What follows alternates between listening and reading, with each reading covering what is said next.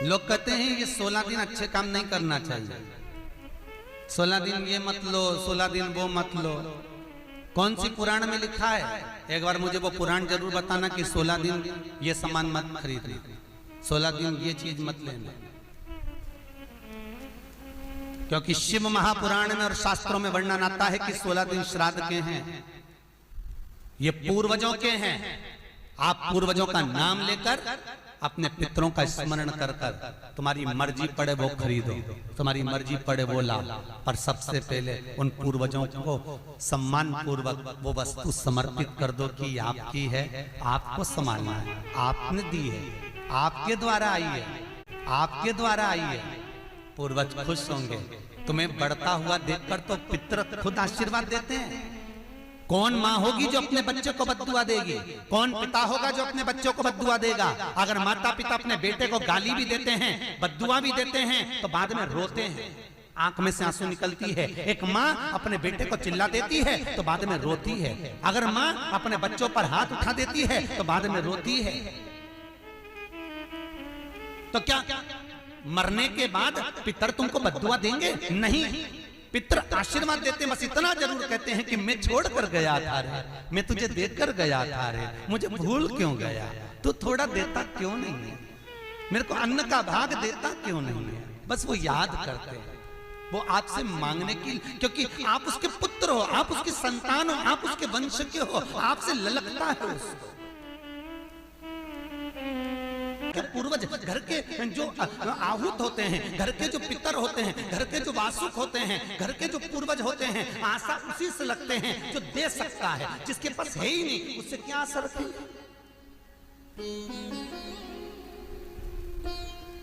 जिसके पास कुछ है ही नहीं उससे आशा रखना क्या?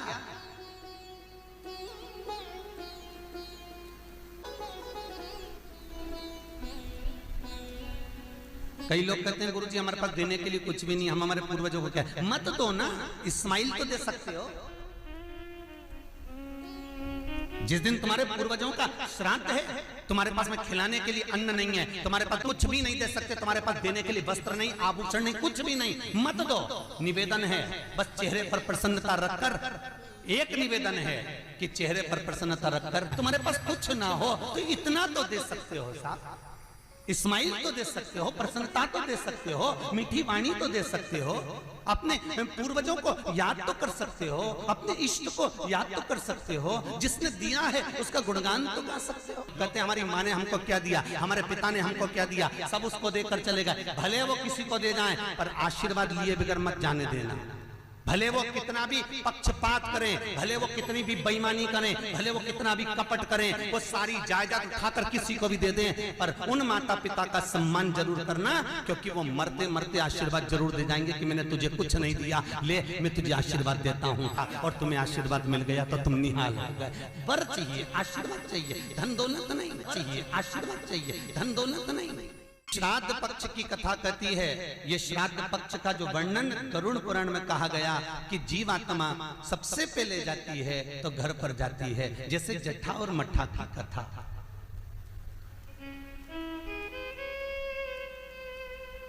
दो भाई हैं जट्ठा और मट्ठा,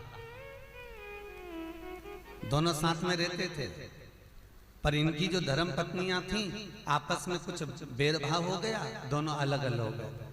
जट्ठा बहुत धनपति था, मट्ठा थोड़ा सा गरीब था, दोनों अलग अलग रहे। जट्ठा का बिजनेस अच्छा चलता है, जट्ठा का धन बहुत सारा है, संपदा बहुत सारी है, क्योंकि माता पिता का सारा धन जट्ठा ने अपने कब्जे में रख रखा था। सारे माता पिता की जितनी प्रॉपर्टी थी, जितना वैभव था, जितनी सत्ता थी, जट्ठा ने अपने कब्जे में रख ली थी। और मट्ठा ऐसे ही बेचारा सहज भाव का, भोला भंडारी, सरलता का भाव वाला चल दिया, अपना बोरी बिस्तर उठाया, अपनी पत्नी के साथ, बच्चों के साथ चले गए।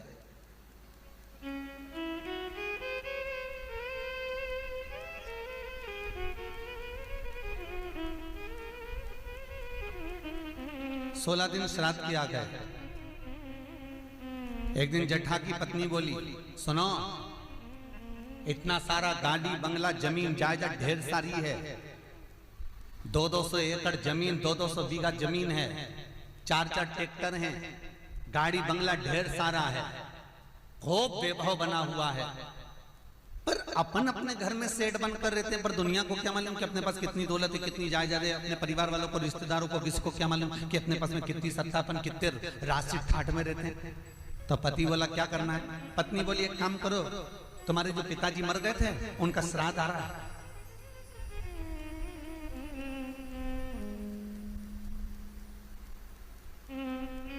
तुम्हारे जो पिता चले गए थे उनका श्राद्ध आ रहा है, एक काम करो, अपन अपने पिताजी का श्राद्ध रख देते, और श्राद्ध रखेंगे तो मेरे मायके वालों को और आपके पूरे परिवार वालों को, जो आपके रिश्तेदार हैं, मित्र हैं, दोस्त हैं, और मेरे मायके वाले, मेरी सहेलियां, मेरी बेस्ट फ्रेंड, सबको बुला ला,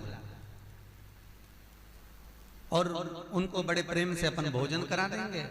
इतने में जठा बोला कि भोजन बना तो खिला तो देंगे, पर भोजन बनाएगा कौन? इतना सारा फैला हो जाएगा, उठाएगा कौन? इतने में तुरंत जठा की पत्नी बोली, वो देवर और देवरानी क्या करेंगे? बाप तो उनका भी था, पिता तो उनका भी था, वो आए देवरानी, और देवरानी आकर भोजन बनाए और देवर आकर बर्तन मांजे। चलो निमंत्रण सबको देने जा रहे हैं तो उनके घर भी चल जाए। आवाज लगाई मठा, अरे ओ मठा। मठा ने दरवाजा खोला, छोटा सा झोपड़ा, गोबर से लिपा हुआ घर।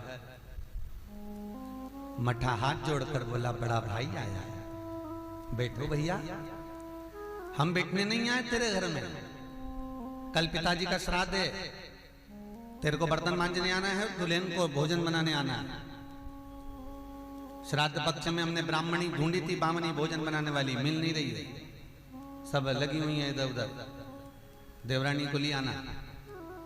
भाभी हम आ तो जाएंगे, पर निवेदन इतना सा है कि पिताजी का श्राद्ध है, तो मन कर रहा है कि हम थोड़ी सी धूप छोड़ दें, इसके बाद आ जाएंगे।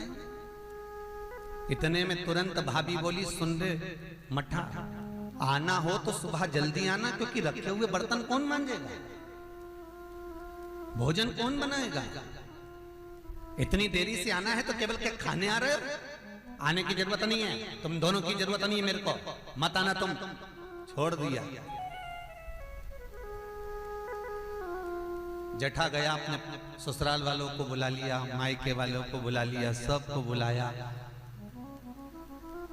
पितृलोक से जिसकी तिथि होती है, पितरों के भगवान जिनका नाम है आर्यमा स्वामी, कौवे पर बैठकर जिसकी तिथि होती है, उस तिथि के जीव को कौवे पर बिठाकर आर्यमा स्वामी लेकर आते हैं, और जिसकी यहाँ श्राद्ध होती है उसकी छत पर कौवा छोड़ते छोड़ते जाते हैं।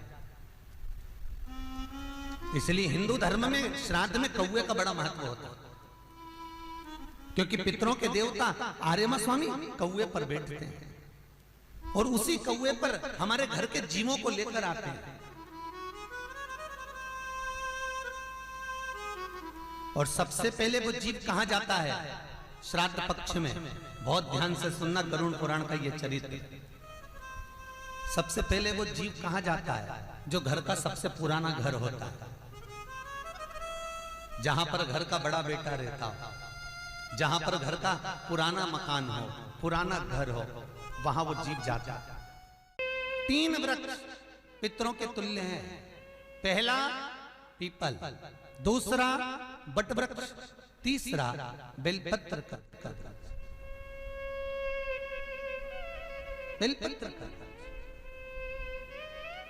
कभी अनायास श्राद्ध पक्ष में आप कुछ भी ना कर पाए, कुछ भी ना कर सकते हो, तो एक पत्ते के ऊपर कोई सा भी पत्ता ले लो, चाहे पान का ले हो, कोई पीपल का ले हो, कोई भी पत्ते के ऊपर एक पुड़ी, थोड़ा मीठा थोड़ा नमकीन रखकर अपनी कामना कर कर अपने पूर्वजों के लिए इन 3 वृक्ष के नीचे 16 श्राद्ध में किसी भी एक दिन आप वो भोजन को रखकर आ जाइए। अपनी कामना कर कर सुख का अनुभव होगा, पितरों को शांति मिलेगी।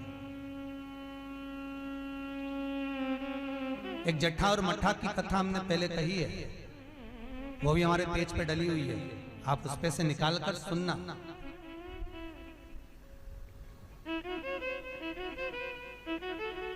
उसमें भी हमने व्याख्यान वर्णन करा जटामठा की कथा। 3 वृक्ष पितरों के तुल्य हैं, 3 पक्षी पितरों के तुल्य हैं, कौवा, हंस और गरुड़।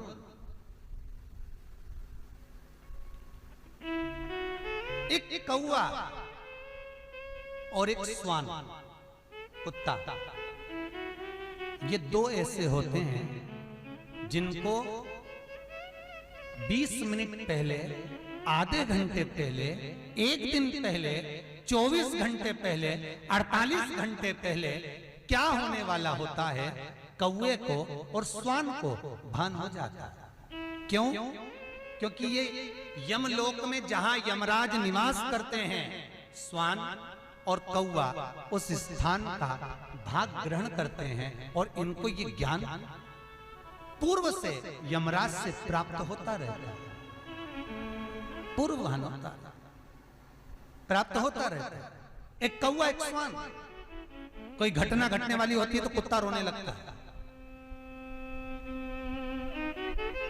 कोई घटना घटने वाली होती है तो कौवा आकर बैठ जाता है, कोई आ रहा है तो कौवा आएगा, कोई भाव सूचक है तो कौवा आकर बैठेगा। दरवाजे पर कैसे, उसका भी भान है, अटारी पर कौवा कहां बैठा है, दरवाजे पर कौवा कहां बैठा है, किस स्थान पर कौवा विराजमान है, उसका भी भाव हमारे शास्त्र में वर्णन है। 3 पक्षी, 3 वृक्ष पितरों के तुल्य हैं। पक्षियों में कौवा, हंस और गरुड़, ये पितरों के तुल्य, जो अधोगति में मर जाते हैं, जिनको पिंड नहीं मिलता, तर्पण नहीं होता, ब्राह्मण का भोज नहीं मिल पाता, जो मर जाते हैं, जिनका अंतिम संस्कार तक नहीं होता, जिनकी गति बिगड़ जाती है, ऐसे जीव कौवे के अंश में प्रकट होते हैं, जो पूर्ण फल लेकर जाते हैं। पितृलोक में जगह नहीं होती, बैकुंठ में जगह नहीं होती, कहीं अगर जगह नहीं है देवलोक में तो इनको कौवे के अंश में, गरुड़ के अंश में या हंस के अंश में डाल दिया जाता है। महाराज फिर अगला वर्णन किया, 3 पशु, कुत्ता, गाय और हाथी, ये पितरों के तुल्य होते हैं। शिव महापुराण की कथा कहती है, अगर श्राद्ध पक्ष में गया नहीं जा सकते तो गाय के मुख में गयासुर ने वर दिया था कि गाय के मुख में अगर कोई गया नहीं आ पाएगा तो गयासुर 16 दिन गाय के मुख में निवास करेगा। और गाय के मुख में श्राद्ध के समय पर अगर कोई रोटी देगा, श्राद्ध के समय पर जो भाग देगा, उसको गया जी में पिंड करने का पुण्य फल प्राप्त होगा। ये गयासुर का वर गौ माता के लिए था। तो गाय के मुख में 16 दिन तक गया क्षेत्र का पिंड का भाग प्राप्त होगा। कुत्ता, गाय और हाथी। श्वान को रोटी क्यों देते हैं? क्योंकि श्वान पितरों को अपना भाग प्रदान कर देता। श्वान रखता नहीं है, चुका देता। फिर 3 जलचर है महाराज जो पितरों के तुल्य हैं, मछली, कछुआ और नाग। पिंड जो बनाया जाता है वो पानी में दिया जाता है। मछली जिसको पाती है वो पितरों को प्राप्त होता है। कछुआ श्रावण के इस 16 श्राद्ध के अंतर्गत कछुआ यदि आपके दिए हुए भाग को पा लेता है तो वो जीव उसी समय पर तर जाता है। और महाराज नाग वो भी पितरों के तुल्य माना। इन 3 पितरों के क्रम का वर्णन किया गया है। भगवान शिव ओगड़दानी बट का वृक्ष के रूप में ब्रह्मा को बना देते हैं और शंकर बटकेश्वर महादेव के रूप में विराजमान हो जाते हैं।